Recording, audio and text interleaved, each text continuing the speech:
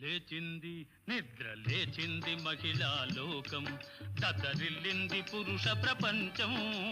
లేచింది మహిళా లోకం ఎప్పుడో చెప్పెను వేమనగారు అప్పుడే చెప్పెను బ్రహ్మంగారు ఎప్పుడో చెప్పెను వేమనగారు అప్పుడే చెప్పెను బ్రహ్మంగారు ఇప్పుడే చెబుతాయిను కోబులమా